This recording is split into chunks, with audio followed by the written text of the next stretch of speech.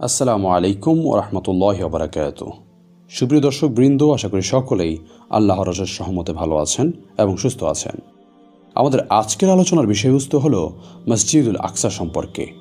এই ভিডিওতে আমরা মসজিদুল আকসার পরিচয় এবং এর নির্মাণ ও সংস্কারের ইতিহাস সম্পর্কে জানব এবং জানব ইসলাম ধর্মে এই মসজিদ কেন এত গুরুত্বপূর্ণ এবং কী বিশেষ ফজিলত রয়েছে মসজিদে, কেন এটিকে ঘিরে বিভিন্ন ধরনের সংঘাতের ঘটনা ঘটছে। আর ভিডিও শেষ পর্যায়ে থাকবে মসজিদুল আকসা মূলত কাদের, অর্থাৎ মুসলমানদের নাকি খ্রিস্টানদের নাকি ইহুদিদের, এই বিষয়টি নিয়ে। তাহলে চলুন কথা না বাড়িয়ে ভিডিওর মূল পয়েন্টে যাওয়া যাক। দর্শক, মসজিদুল আকসা, যার অন্য নাম হল আল কুদস, আল আকসা মসজিদ বা বাইতুল মুকাদ্দাস, ঐতিহাসিক এই মসজিদটি পবিত্র নগরী জেরুজালেমে অবস্থিত। মসজিদে আকসা ইসলামের তৃতীয় পবিত্রতম স্থাপনা। হযরত আবু হুরায়রা রাদিয়াল্লাহু তাআলা আনহু হতে বর্ণিত, মুহাম্মদ সাল্লাল্লাহু আলাইহি সাল্লাম বলেন, তোমরা 3টি মসজিদ ব্যতীত অন্য কোনো মসজিদে বিশেষ সওয়াবের উদ্দেশ্যে পরিভ্রমণ করো না। আর সে 3টি মসজিদ হল মসজিদুল হারাম, মসজিদে নববী ও মসজিদুল আকসা। সহিহ বুখারী, হাদিস নং 1115। মানবজাতির প্রথম কিবলা কাবা শরীফ হলেও মসজিদুল আকসা বা বাইতুল মুকাদ্দাস নির্মাণের পর এটি কিবলা হিসেবে স্বীকৃতি পায়। মুহাম্মদ সাল্লাল্লাহু আলাইহি সাল্লাম ওহিলাভ ও নবুয়ত প্রকাশের সময় বাইতুল মুকাদ্দাসই কিবলা ছিল। নবীজি সাল্লাল্লাহু আলাইহি সাল্লাম মদিনায় হিজরতের প্রায় 1.5 বছর পর এই কিবলা পরিবর্তন হয়ে পুনরায় কাবা কিবলা হিসেবে পুনর্নির্ধারিত হয়। এর সাক্ষী হিসেবে মদিনা শরীফে মসজিদুল কিবলাতাইন বা 2 কিবলার মসজিদ এখনও বিদ্যমান রয়েছে। ঐতিহাসিক এই ঘটনাকে তাহবিলে কিবলা বা কিবলা পরিবর্তন বলা হয়। ঐতিহাসিক স্থানের সঙ্গে জড়িয়ে রয়েছে মুসলমানদের নানা স্মৃতি। এখানে শুয়ে আছেন হযরত ইব্রাহিম ও মুসা আলাইহিস সালাম সহ অসংখ্য নবী রাসূল। এখানেই মুহাম্মদ সাল্লাল্লাহু আলাইহি সাল্লাম সব নবী রাসূল ও ফেরেশতাদের নিয়ে নামাজ পড়েছিলেন। সেই জামাতের ইমাম ছিলেন স্বয়ং নবীজি সাল্লাল্লাহু আলাইহি সাল্লাম। এখান থেকেই তিনি বোরাকে করে আল্লাহর সঙ্গে সাক্ষাৎ করার উদ্দেশ্যে ঊর্ধ্বযাত্রা করেছিলেন। পবিত্র কোরআনের প্রায় 70 জায়গায় উচ্চারিত হয়েছে মসজিদের কথা। এক আয়াতে আল্লাহ তাআলা বলেন, পরম পবিত্র ও মহিমাময় সত্তা তিনি, যিনি সে বান্দাকে রাত্রিবেলায় ভ্রমণ করিয়েছিলেন মসজিদে হারাম থেকে মসজিদে আকসা পর্যন্ত, যার 4 দিককে আমি বরকতময় করেছি, যেন তাকে আমি আমার কিছু নিদর্শন দেখিয়ে দেই। সূরা বনী ইসরাঈল আয়াত 1। আকসা মসজিদে 2টি বড় এবং 10টি ছোট গম্বুজ রয়েছে। এই মসজিদ নির্মাণের বিভিন্ন পর্যায়ে স্বর্ণ, সীসা এবং মার্বেল সহ বিভিন্ন প্রকার পাথর ব্যবহৃত হয়েছে। এর আয়তন 3.5 বর্গমিটার। 5,000 মুসল্লি একসঙ্গে নামাজ আদায় করতে পারেন এই মসজিদে। বর্তমানে আল আকসা মসজিদ বলতে বোঝায় কিবলি মসজিদ, মারওয়ানি মসজিদ ও বুরাক মসজিদ, এই 3টির সমন্বয়, যা হারামাস শরীফের 4 দেয়ালের মধ্যে অবস্থিত। হারামাস শরীফ হল মসজিদে আকসার সঙ্গে একই প্রাঙ্গণে কুব্বাতাস সাকরা, কুব্বাতাস সিলসিলা ও কুব্বাতান নবী নামক স্থানগুলো। এসব স্থাপনা সহ এই পুরো স্থানটিকে হারামাস শরীফ বলা হয়। এছাড়াও এটি বিশ্বের কাছে টেম্পল মাউন্ট বলে পরিচিতি পেয়েছে। দর্শক, পবিত্র কাবাগর নির্মাণের 40 বছর পর নির্মিত হয় আল আকসা মসজিদটি। তাই এটি মক্কার পর পৃথিবীর 2য় প্রাচীনতম নগরী। বর্তমান পৃথিবীর কোনো প্রতিষ্ঠান একে ওল্ড সিটি ঘোষণার অনেক আগেই নবীজি সাল্লাল্লাহু আলাইহি সাল্লাম একে ওল্ড সিটি বা প্রাচীনতম শহরের মর্যাদা দিয়ে গেছেন। হযরত আবু যর গিফারি রাদিয়াল্লাহু তাআলা আনহু বলেন, আমি নবীজি সাল্লাল্লাহু আলাইহি সাল্লামকে প্রশ্ন করলাম, হে আল্লাহর রাসূল, দুনিয়াতে কোন মসজিদটি প্রথম নির্মিত হয়েছে? তিনি বললেন, মসজিদুল হারাম। আমি পুনরায় জিজ্ঞেস করলাম, তারপর কোনটি? তিনি বললেন, তারপর হলো মসজিদুল আকসা। অতঃপর আমি জানতে চাইলাম যে উভয়ের মধ্যে ব্যবধান কত বছরের? তিনি বললেন, 40 বছরের। সহিহ বুখারী, হাদিস নং 3115। অনেক ইতিহাসবিদদের মতে নবী ইব্রাহিম আলাইহিস সালাম মসজিদুল আকসা নির্মাণ করেন এবং কাবা নির্মাণের 40 বছর পর খ্রিস্টপূর্ব 2170 সালে, অর্থাৎ ঈসা আলাইহিস সালামের জন্মের 2170 বছর পূর্বে তিনি এটিকে আরও সম্প্রসারণ করেন, যা পরবর্তীকালে বাইতুল মুকাদ্দাস নামে পরিচিত হয়। মসজিদে হারামের তুলনায় দূরতম উপাসনার স্থান হওয়ায় ইব্রাহিম আলাইহিস সালাম এটিকে মসজিদুল আকসা বলে উল্লেখ করতেন। তার পুত্র ইসহাক আলাইহিস সালামও এখানে ইবাদত করতেন, তবে তিনিও তার পিতার মতো কাবাতে হজ করতে গিয়েছিলেন। পরবর্তীকালে ইসহাক আলাইহিস সালামের দ্বিতীয় পুত্র ইয়াকুব আলাইহিস সালাম এই অঞ্চলের এক আল্লাহতে বিশ্বাসীদের জন্য উপাসনার স্থান হিসেবে এটিকে বর্ধিত করেছিলেন, যার ফলস্বরূপ অনেকে ইয়াকুব আলাইহিস সালামকে বাইতুল মুকাদ্দাসের প্রকৃত নির্মাতা বলে মনে করেন। পরবর্তী সময়ে সুলাইমান আলাইহিস সালাম আকসা চত্বরে একটি আলিশান ভবন নির্মাণ করেন, যেটিকে হাইকাল সুলাইমানি বলা হতো। পরবর্তী সময়ে ধর্মবিকৃতকারী ইহুদিরা এটিকে তাদের মন্দির হিসেবে গ্রহণ করে। তারা এর নাম দেয় সলোমন টেম্পল। খ্রিস্টপূর্ব ৫ম শতাব্দীতে ব্যাবিলনের বাদশাহ বখতেনসর এই কম্পাউন্ডে ব্যাপক ধ্বংসযজ্ঞ চালায়। হাইকালে সুলাইমানিকে সে গুড়িয়ে দেয়, নবীদের স্মৃতিচারকগুলোকে লুট করে নিয়ে যায়। এই ঘটনা ৭০ বছর পর খ্রিস্টপূর্ব ৩৮০ সালে তৎকালীন ইরানের সম্রাট বাবেল শহর জয় করেন। তার আনুকূল্যে ইহুদিরা আবারও বাইতুল মুকাদ্দাসের দখল নেয়। আবারও তারা সলোমন টেম্পল পুনর্নির্মাণ করে। এটিকে তারা নাম দেয় সেকেন্ড টেম্পল হিসেবে। ৯৮ বছর পরে গ্রিক সম্রাট অ্যারোটেরিস গোটা ফিলিস্তিন দখল করে সলোমন টেম্পলকে গ্রিক উপাসনালয় পরিণত করে। পরবর্তী সময়ে ৩১২ খ্রিস্টাব্দে রোম সম্রাট কনস্টান্টিনোপল খ্রিস্টান ধর্মে দীক্ষিত হলে জেরুজালেমে খ্রিস্টানদের আধিপত্য প্রতিষ্ঠিত হয়। তাদের বিশ্বাস অনুযায়ী আল আকসা কমপ্লেক্সেই যিশুকে ক্রুশবিদ্ধ করা হয়েছিল, ফলে এখানে তারা একটি গির্জা প্রতিষ্ঠা করে। এ সময় বহু নবী এবং আল্লাহর প্রতিনিধিকে হত্যাকারী ইহুদি সম্প্রদায় ভূমিহীন এবং আশ্রয়হীন হয়ে পড়ে। কোরআনে ঘোষিত ইহুদি জাতির প্রতি লাঞ্ছনার প্রতীক হিসেবে আধুনিক ইসরায়েলের প্রতিষ্ঠার আগ পর্যন্ত তারা ভূমিহীন হয়ে থাকে। মেরাজের রাতে রাসূল সাল্লাল্লাহু আলাইহি সাল্লামের আল আকসায় গমনের মধ্য দিয়ে ইসলামী যুগের সূচনা হয়। হিজরি ১৪ সালে খলিফা ওমর রাদিয়াল্লাহু তাআলা আনহু ফিলিস্তিন বিজয়ের পরে প্রথমে এখানে মসজিদে ওমর নির্মাণ করেন। এরপর ৭২ হিজরি মোতাবেক খ্রিস্ট ৬৯১ সালে উমাইয়া খলিফা আব্দুল মালিক বিন মারওয়ান সেখানে নির্মাণ করেন অষ্টকোণাকৃতির ঐতিহাসিক কুব্বাতুস সাকরা বা সোনালী গম্বুজ। এর ভিতরে একটি পাথর আছে। এই পাথরকে কেন্দ্র করে এই গম্বুজ নির্মাণ করা হয়েছে। ইহুদি বিশ্বাস মতে এটি পৃথিবীর ফাউন্ডেশন স্টোন। কুব্বাতুস সাকরায় ইসলামী স্থাপত্যের প্রাচীন নমুনার নকশা মিলে। অষ্টকোণাকৃতির বেজমেন্ট থেকে কথিত স্বর্ণখচিত গম্বুজের উচ্চতা ২০ মিটার। ফিরোজা রঙের টাইলসে অঙ্কিত হয়েছে বিভিন্ন ধরনের শৈল্পিক কারুকাজ। গম্বুজের দেয়ালে শোভাবর্ধন করেছে সূরা ইয়াসিনের লিখিত আয়াতগুলো। অনেকেই কুব্বাতুস সাকরাকে ভুলবশত মসজিদুল আকসা মনে করে থাকেন। এটি আসলে একটি ভুল ধারণা। মসজিদুল আকসা বলতে কিবলি মসজিদ, মারওয়ানি মসজিদ ও বুরাক মসজিদ এ তিনটি সমন্বয়কে বোঝানো হয়ে থাকে। উমাইয়া খেলাফতকালে ইসলামের অন্যতম গুরুত্বপূর্ণ স্থাপনার প্রতি বিশেষ মনোযোগ দেওয়া হয়। উমাইয়া শাসকদের পৃষ্ঠপোষকতায় আল আকসা ইসলামী শিক্ষা সংস্কৃতির কেন্দ্রভূমিতে পরিণত হয়। বেশ কিছু মাদ্রাসা প্রতিষ্ঠিত হয় আল আকসা কমপ্লেক্সে। উমাইয়াদের পর আব্বাসীয় শাসকরাও আকসার পৃষ্ঠপোষকতা জারি রাখেন। তাদের শাসনামলেও অনেক সংস্কার হয়, কিন্তু রাজধানী বাগদাদ থেকে আল আকসার অবস্থান দূর হওয়ায় কেন্দ্রীয় নিয়ন্ত্রণে কিছু শিথিলতা আসে। এর সুযোগ নিয়ে কুচক্রী শিয়া ইসমাইলীয় গোষ্ঠী ফিলিস্তিন দখল করে নেয়। প্রায় ১০০ বছর আল আকসা তাদের শাসনাধীন ছিল। এই সময় ভ্রান্ত শিয়া মতবাদ প্রচারের কেন্দ্রভূমিতে পরিণত করা হয় আল আকসাকে। পরবর্তীতে সেলজুক সুলতানরা আল আকসা পুনরুদ্ধার করেন। এ সময় নতুন করে বিশুদ্ধ ইসলামী শিক্ষাধারার প্রচলন নতুন করে শুরু হয়। লোকশ্রুতি আছে ইমাম গাজালি এ সময় কিছুকাল আল আকসায় অবস্থান করেছিলেন। এর কিছুদিন পরই ইসলাম ও মুসলমানদের উপর নেমে আসে ভয়াবহ দুর্যোগ। ১০৯৯ খ্রিস্টাব্দে ক্রুসেড বাহিনী জেরুজালেম সহ সিরিয়া দখল করে নেয়। পবিত্র আল আকসা দখল করে ক্রুসেডাররা সেখানে গণহত্যা চালায় এবং তারা মসজিদকে সলোমনস টেম্পল বা সলোমনের মন্দির এবং কুব্বাতুস সাকরাকে টেম্পলাম ডোমিনি বা ঈশ্বরের গম্বুজ নাম দেয়। কুব্বাতুস সাকরা এ সময় অগাস্ট্রিয়ানদের তত্ত্বাবধানে গির্জা হিসেবে ব্যবহৃত হওয়া শুরু হয় এবং আল আকসা মসজিদকে রাজপ্রাসাদ ও পাশাপাশি গোড়ার আস্তাবল হিসেবে ব্যবহার করা হয়। ১১১৯ খ্রিস্টাব্দে একে নাইটস টেম্পলারদের সদর দপ্তর করা হয়। এ সময় মসজিদে কিছু অবকাঠামোগত পরিবর্তন আনা হয়। এর মধ্যে ছিল উত্তরের বারান্দা সম্প্রসারণ, অতিরিক্ত অ্যাপস যোগ এবং একটি বিভক্তকারী দেওয়াল নির্মাণ। কিছু স্থাপনার পাশাপাশি একটি নতুন মঠ ও গির্জা নির্মিত হয়। টেম্পলাররা দালানের পশ্চিম ও পূর্বে খিলনযুক্ত বর্ধিতাংশ নির্মাণ করে, যার মধ্যে পশ্চিমেরটি বর্তমান মহিলাদের নামাজের জায়গা এবং পূর্বেরটি ইসলামী জাদুঘর হিসেবে ব্যবহৃত হচ্ছে। প্রায় ৯০ বছর পর্যন্ত আল আকসা মুসলমানদের বেদখল থাকে। পরবর্তীতে আল্লাহ তাআলা সুলতান গাজী সালাউদ্দিন আইয়ুবীকে বাইতুল মুকাদ্দাস পুনরুদ্ধারের মহা সৌভাগ্য দান করেন। ১১৮৭ সালে আল আকসায় পুনরায় মুসলমানদের নামাজ পড়ার তৌফিক হয়। এ সময় সুলতান সালাউদ্দিন আইয়ুবী বিজয়ের স্মৃতিস্মারক হিসেবে আল আকসা কমপ্লেক্সে একটি মিম্বার নির্মাণ করেন। মামলুক সুলতানদের শাসনামলে এখানে আন্তর্জাতিক মানের একটি ইসলামী প্রতিষ্ঠান গড়ে ওঠে। আল আকসা আবারও ইসলামী জ্ঞান বিজ্ঞানের প্রাণ কেন্দ্রে পরিণত হয়। সালাউদ্দিনের নেতৃত্বে আইয়ুবীরা জেরুজালেম জয় করার পর মসজিদুল আকসায় কয়েকটি সংস্কার সাধিত হয়।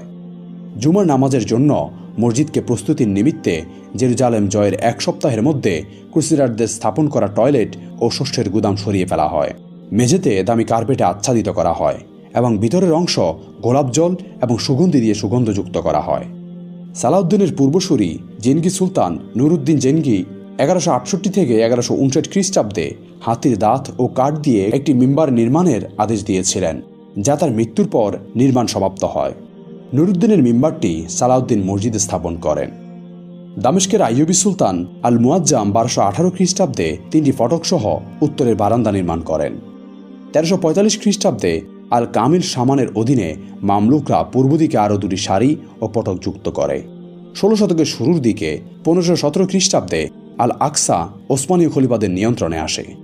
অটোমান শাসকরা মক্কা মদিনায় অবস্থিত পবিত্র 2 মসজিদের মতোই আল আকসার পরিচর্যা ও রক্ষণাবেক্ষণে বিশেষ তৎপর ছিলেন।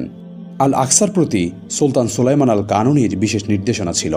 শেষ স্বাধীন ওসমানীয় সুলতান দ্বিতীয় আব্দুল হামিদও ইহুদিদের নানামুখী কূট ষড়যন্ত্র এবং প্রলোভনের মুখে আল আকসা রক্ষায় অত্যন্ত দৃঢ়চেতা ও অনমনীয় ছিলেন। ওসমানীয়রা ক্ষমতায় বসার পর মসজিদের কোনো বড় পরিবর্তন করেননি, কিন্তু পুরো হারাম আল শরীফে সামগ্রিকভাবে পরিবর্তন আনা হয়। এই সময় 1527 সালে কাশিম পাশার পোয়ারা নির্মিত হয়, রারাঞ্জ সেতু সংস্কার এবং 3টি মুক্ত গম্বুজ নির্মিত হয়। এই সকল স্থাপনা জেরুজালেম গভর্নরগণ নির্মাণ করিয়েছিলেন। সুলতানগণ মিনারে সম্প্রসারণ করেন। 1816 খ্রিস্টাব্দে গভর্নর সুলাইমান পাশা আল আদিল জীর্ণ অবস্থার কারণে মসজিদটি সংস্কার করেন। 1922 খ্রিস্টাব্দে 20 শতকের প্রথম সংস্কার সাধিত হয়। এ সময় জেরুজালেমের গ্র্যান্ড মুফতি মোহাম্মদ আমিন আল হোসাইনির অধীন সুপ্রিম মুসলিম কাউন্সিল তুর্কি স্থপতি মিমার কামাল উদ্দিন বেকে মসজিদুল আকসা ও এর পার্শ্ববর্তী স্থাপনাগুলো সংস্কারের জন্য দায়িত্ব দেওয়া হয়।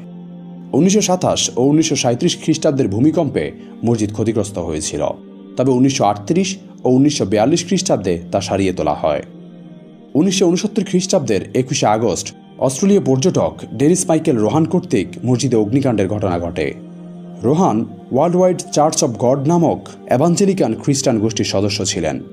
তার ধারণা ছিল যে মসজিদুল আকসা পুড়িয়ে ফেলার মাধ্যমে তিনি যিশুর দ্বিতীয় আগমনকে ত্বরান্বিত করতে পারবেন এবং ইহুদি মন্দির তৈরির পথ করতে পারবেন। রোহানকে এরপর একটি মানসিক হাসপাতালে ভর্তি করা হয়। সেই ঘটনার প্রেক্ষিতে সেই বছর রাবাতে মুসলিম দেশগুলোর এক বৈঠক অনুষ্ঠিত হয়। সৌদি আরবের তৎকালীন বাদশাহ ফাহাদ বিন আব্দুল আজিজ এর উদ্যোক্তা ছিলেন। এই অগ্নিকাণ্ডের ঘটনা ওয়াইসি গঠনের ক্ষেত্রে প্রভাবকের ভূমিকা পালন করেছে। 1980-এর দশকে গুশ এমোনিম আন্ডারগ্রাউন্ড নামক সংগঠনের সদস্য বেন শোনান ও ইহুদা এদজায়ন আল আকসা মসজিদ ও কুব্বাদা সাকরা উড়িয়ে দেওয়ার পরিকল্পনা করেন। এদজায়ন বিশ্বাস করতেন যে স্থাপনা দুটি উড়িয়ে দিলে তা ইসরায়েলের আধ্যাত্মিক জাগরণের ভূমিকা রাখবে এবং ইহুদি জনগণের সকল সমস্যার সমাধান করবে। তারা এও ধারণা করতেন যে তৃতীয় মন্দির মসজিদের স্থানে নির্মিত হতে হবে। প্রথম ইন্তিফাদা চলার সময় 1988 খ্রিস্টাব্দের 15 জানুয়ারি ইসরায়েলি সেনারা মসজিদের বাইরে বিক্ষোভকারীদের উপর রাবার বুলেট ও টিয়ার গ্যাস ছোড়ে এবং এতে 40 জন মুসল্লি আহত হয়। 1990 খ্রিস্টাব্দের 8 অক্টোবর দাঙ্গায় ইসরায়েলি সীমান্ত পুলিশ কর্তৃক 22 জন ফিলিস্তিনি নিহত ও 100 জনের বেশি আহত হয়। টেম্পল মাউন্ট পেইথফুল নামক ইহুদি ধর্মীয় গোষ্ঠী তৃতীয় মন্দিরের ভিত্তি স্থাপনা করতে যাচ্ছে ঘোষণা করলে এই প্রতিবাদ শুরু হয়েছিল। 2000 খ্রিস্টাব্দের 28 সেপ্টেম্বর ইসরায়েলের তৎকালীন বিরোধী দলীয় নেতা এরিয়েল শ্যারন ও লিকুদ পার্টির সদস্যরা 1000 সশস্ত্র রক্ষীসহ আল আকসা চত্বর পরিদর্শন করেন। ব্যাপক সংখ্যক ফিলিস্তিনি এর প্রতিবাদ করে। শ্যারন ও লিকুদ পার্টির সদস্যরা স্থান ত্যাগ করার পর হারাম আল শরীফের প্রাঙ্গণে ইসরায়েলি দাঙ্গা পুলিশের উপর পাথর নিক্ষেপের মাধ্যমে বিক্ষোভ শুরু হয়। পুলিশ টিয়ার গ্যাস ও রাবার ছুড়লে 20 জন আহত হয়। এই পরিদর্শনের ফলে 5 বছরব্যাপী আন্দোলন চলে। সাধারণভাবে আল আকসা ইন্তিফাদা নামে পরিচিত, তবে কিছু ধারাভাষ্যকার ফিলিস্তিনি কর্তৃপক্ষের কর্মকর্তা যেমন ইমাদ ফালুজি ও আরাফাতের উদ্ধৃতি দিয়ে দাবি করেন যে ইন্তিফাদা কয়েক মাস আগে ইয়াসির আরাফাতের ক্যাম্প ডেভিড আলোচনা থেকে ফেরার পর থেকে পরিকল্পনা করা হয়েছিল। 2000 সালের 29 সেপ্টেম্বর ইসরায়েলি সরকার মসজিদে 2000 দাঙ্গা পুলিশ মোতায়েন করে। জুমার নামাজের পর একদল ফিলিস্তিনি মসজিদ ত্যাগ করার পর তারা পুলিশের উপর পাথর নিক্ষেপ করে। পুলিশ এরপর মসজিদের চত্বরে প্রবেশ করে গুলি ও রাবার বুলেট ছোড়া শুরু করে, ফলে 4 জন নিহত ও প্রায় 200 জন আহত হয়। 2014 সালের 5 নভেম্বর ইসরায়েলি পুলিশ 1967 সালে জেরুজালেম দখল করার পর প্রথমবার আল আকসায় প্রবেশ করেন বলে ইসলামী ওয়াকফের পরিচালক শাইখ আজ্জাম আল খতিব উল্লেখ করেছেন। প্রিয় দর্শক, ইউরোপ, এশিয়া ও আফ্রিকা মহাদেশের মধ্যে সংযোগ স্থাপনকারী ভৌগোলিক দিক থেকে অত্যন্ত কৌশলগত হওয়ায় এই স্থান দখলের ষড়যন্ত্র অব্যাহত রাখে ইহুদি খ্রিস্টানরা। পৃথিবীর গুরুত্বপূর্ণ স্থানের সঙ্গে তাদের ধর্মের কোনো সম্পর্ক না থাকলেও এটি আয়ত্তের জন্য ধর্মগ্রন্থ বিকৃত করে হলেও তা অধিকারের ষড়যন্ত্র অব্যাহত থাকে। বর্তমানে ইহুদিবাদী ইসরায়েল ঐতিহাসিক এই মসজিদটি দখল করে রেখেছে। 1969 সালে তারা একবার আল আকসা মসজিদে অগ্নিসংযোগ করেছিল। বর্তমানে এই মসজিদে প্রবেশাধিকার সংরক্ষিত। ইসরায়েলের মুসলিম বাসিন্দা ও পূর্ব জেরুজালেম বসবাসরত ফিলিস্তিনিরা মসজিদুল আকসায় প্রবেশ ও নামাজ আদায় করতে পারে, আবার অনেক সময় বাধাও দেওয়া হয়। এই বিধিনিষেধের মাত্রা সময়ে সময়ে পরিবর্তিত হয়। কখনো শুধু জুমার সালাতের সময় বিধিনিষেধ আরোপ করা হয়। ইসরায়েল সরকার দাবি করে নিরাপত্তার কারণে নাকি বিধিনিষেধ আরোপ করা হয়। দর্শক, প্রশ্ন করা হয় মুসলমানদের কাছে আল আকসা মসজিদ কেন এত গুরুত্বপূর্ণ, কি ফজিলত রয়েছে এই মসজিদে? এর উত্তর হল, আল আকসা মসজিদ ইসলামের তৃতীয় পবিত্রতম স্থাপনা এবং প্রিয় নবী সাল্লাল্লাহু আলাইহি সাল্লামের ওহিলাভ ও নবুয়ত প্রকাশের সময় বাইতুল মুকাদ্দাসই ছিল মুসলমানদের কিবলা। পবিত্র কোরআনের প্রায় 70 জায়গায় উচ্চারিত হয়েছে মসজিদের কথা। ঐতিহাসিক স্থানের সঙ্গে জড়িয়ে রয়েছে মুসলমানদের নানা স্মৃতি। এখানে শুয়ে আছেন হজরত ইব্রাহিম ও মুসা আলাইসাল্লাম সহ অসংখ্য নবী রাসূল। এখানে মহানবী সাল্লাল্লাহু আলাইহি সাল্লাম সব নবী রাসূল এবং ফেরেশতাদের নিয়ে নামাজ পড়েছিলেন। রাসূল সাল্লাল্লাহু আলাইহি সাল্লামের বিভিন্ন হাদিস থেকে এই মসজিদের গুরুত্ব এবং ফজিলত সম্পর্কে অনেক কিছু জানা যায়। উম্মুল মুমিনিন উম্মে সালামা রাদিয়াল্লাহু তাআলা আনহা হতে বর্ণিত একটি হাদিসে এসেছে, যে ব্যক্তি মসজিদুল আকসা থেকে মসজিদে হারামে হজ কিংবা উমরাহ পালনে গমন করবে তার পূর্ববর সমস্ত গুনাহ ক্ষমা করে দেওয়া হবে কিংবা তার জন্য জান্নাত ওয়াজিব হয়ে যাবে। সুনানে আবু দাউদ, হাদিস নং 1479। মায়মুনা রাদিয়াল্লাহু তাআলা আনহা হতে বর্ণিত, আমি রাসূল সাল্লাল্লাহু আলাইহি সাল্লামকে বললাম, হে আল্লাহর রাসূল, আমাদের বাইতুল মাকদিস সম্পর্কে কিছু বলুন। রাসূল সাল্লাল্লাহু আলাইহি সাল্লাম বললেন, বাইতুল মাকদিস হলো হাশরের ময়দান, পুনরুত্থানের জায়গা। তোমরা তাতে গিয়ে সালাত আদায় করো, কেননা তাতে এক ওয়াক্ত সালাত আদায় করা অন্যান্য মসজিদে 1000 সালাত আদায়ের সমান সওয়াব পাওয়া যায়। মুসনাদে আহমদ, হাদিস নং 26343। এছাড়া নবী সাল্লাল্লাহু আলাইহি সাল্লাম বলেছেন, এক লোক ঘরে নামাজ পড়লে একটি নেকি পান, তিনি ওয়াক্তিয়া মসজিদে পড়লে 25 গুণ, জুমা মসজিদে পড়লে 500 গুণ, মসজিদে আকসায় পড়লে 50,000 গুণ, আমার মসজিদে অর্থাৎ মসজিদে নববীতে পড়লে 50,000 গুণ এবং মসজিদুল হারাম বা কাবাঘরে পড়লে 1,00,000 গুণ সওয়াব পাবেন। ধর্মীয় কারণে যে 3টি স্থানে সফরের কথা রাসূল সাল্লাল্লাহু আলাইহি সাল্লাম বলেছেন, এই স্থান তার মধ্যে অন্যতম। সুতরাং আমরা অকপটে বলতে পারি যে মসজিদুল আকসা বা বাইতুল মাকদাস হল মুসলমানদের জন্য অত্যন্ত নিয়ামতপূর্ণ এবং ফজিলতপূর্ণ একটি স্থান। দর্শক, একটি প্রশ্ন আমাদের অনেকের মাথায় ঘুরপাক খায়, তা হলো মসজিদুল আকসা মূলত কার? এটা কি ইহুদিদের নাকি খ্রিস্টানদের নাকি মুসলমানদের? কারা এখানে জোর জবরদস্তি করছে, দখলদারিত্ব করছে, কেন করছে? এই প্রশ্ন অনেককে মুসলমানের মনের মধ্যেও রয়েছে। চলুন এ ব্যাপারে একটু জানা যাক। আপনাদের আগেই বলেছি যে যেহেতু এই জায়গাটা ইউরোপ, এশিয়া ও আফ্রিকা মহাদেশের মধ্যে সংযোগ স্থাপনকারী, তাই ভৌগোলিক দিক থেকে এটি অত্যন্ত গুরুত্বপূর্ণ একটি জায়গা। এটা যদি দখলে রাখা যায় তাহলে অনেকগুলো বিষয় সুবিধা পাওয়া সম্ভব। তাই সে চিন্তা মাথায় রেখে সবাই এই জায়গার পিছনে পড়ে আছে। নিজেদের ধর্মের বিকৃতি ঘটিয়ে হলেও ধর্মের সাথে একটা লিঙ্ক আপ করার চেষ্টা করছে। মনে রাখতে হবে, ফিলিস্তিন আরব ভূমি এবং মুসলমানদের প্রাচীন ভূমি। এখানে ইহুদিদের যে অধিকারের কথা বলা হয় তার ঐতিহাসিক কোনো ভিত্তি নেই, কারণ ইহুদি রাষ্ট্র প্রতিষ্ঠার 1500 বছর আগেই আরব মুসলমানরা এই অঞ্চলে আবাদ করেছিল। আল আকসা মসজিদ নির্মাণের সঙ্গে জড়িয়ে আছে হজরত ইব্রাহিম আলাইসাল্লাম, হজরত ইয়াকুব আলাইসাল্লাম, হজরত সুলাইমান আলাইসাল্লামের নাম। জড়িয়ে আছে প্রায় অর্ধজাহানের মুসলিম শাসক হজরত ওমর রাদিয়াল্লাহু তাআলা আনহু এবং এরপর দ্য গ্রেট সুলতান সালাহউদ্দিন আইয়ুবী সহ অসংখ্য বীরের নাম। উল্লেখিত কেউ ইহুদিদের পূর্বপুরুষ ছিলেন না, এমনকি হজরত সুলাইমান আলাইসাল্লামও ইহুদিদের সরাসরি নবী ছিলেন না। তাই জেরুজালেম, তাওরাত কিংবা ইহুদিদের ভূমি সংক্রান্ত ইসরায়েলি দাবি সম্পূর্ণ অর্থহীন। বরং মুসলমানরাই সুলাইমান আলাইসাল্লামের যথার্থ উত্তরাধিকারী, কেননা ইসলাম সকল নবীর উপর ঈমান আনার নির্দেশ দিয়েছে। তাছাড়া হজরত মুসা আলাইসাল্লামের উপর তুর পাহাড়ে তাওরাত নাজিল হলেও তিনি ফিলিস্তিনে বাস করেননি এবং ইহুদিদের বিশ্বাসঘাতকতার কারণে তা সম্ভব হয়নি। ইহুদি এবং তাদের সহযোগীদের চেঁচামেচির ভিত্তি শুধু এতটুকুই যে ফিলিস্তিনের ছোট্ট একটা অংশে তারা কিছুকাল রাজত্ব করেছিল। 1800 সাল পর্যন্ত ইহুদিদের এই ভূখণ্ডের সাথে রাজনৈতিক, সামাজিক, সাংস্কৃতিক কোনো ধরনের নেতৃত্ব সম্পর্ক ছিল না। ঐতিহাসিক দলিল প্রমাণের আলোকে আল আকসা ও জেরুজালেম সব আইনের ভিত্তিতেই শুধু মুসলমানদের, অন্য কারো নয়। অথচ উড়ে এসে জুড়ে বসা দখলদার ইহুদি গোষ্ঠী এখন পুরো ফিলিস্তিন নিজেদের দাবি করে দখল করতে চাইছে। যদিও এই দাবিকে শক্তি জুগিয়ে এসেছে পশ্চিমা শক্তি এবং জাতিসংঘ।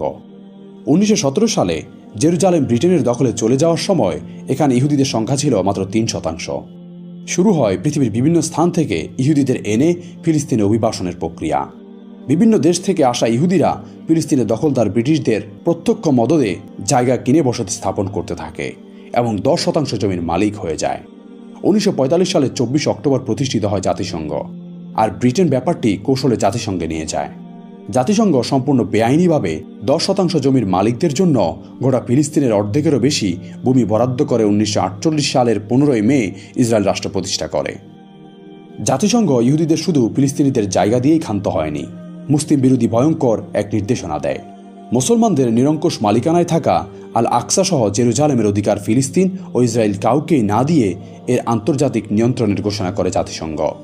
এতে ইসরায়েল খুবই খুশি হয়, কারণ তা তো মূলত মুসলমানদের জায়গা।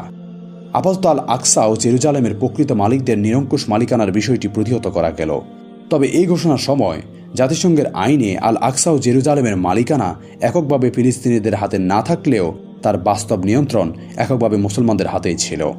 আল আকসায় কোনো ইহুদি প্রবেশ করতে পারত না, তা ছিল শুধুই মুসলমানদের। কিন্তু ইতিহাসে 6 দিনের যুদ্ধ নামে খ্যাত 1967 সালের 5 থেকে 10 জুন পর্যন্ত ইসরায়েল, মিশর, জর্ডান ও সিরিয়ার মধ্যকার যুদ্ধে ইসরায়েল বিজয়ী হয়। এর মধ্য দিয়ে পুরো জেরুজালেমে বাস্তব নিয়ন্ত্রণ প্রতিষ্ঠা করে ইসরায়েল। পুরো আল আকসার একাংশকে তাদের ধর্মের পবিত্র স্থান ঘোষণা করে।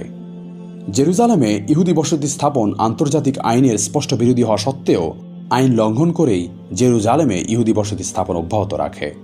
তবে আজ পর্যন্ত কোনো রাষ্ট্রই জেরুজালেমে ইসরায়েলের নিয়ন্ত্রণকে বৈধতা দেয়নি। সব রাষ্ট্রই এর বিরোধিতা করে আসছে।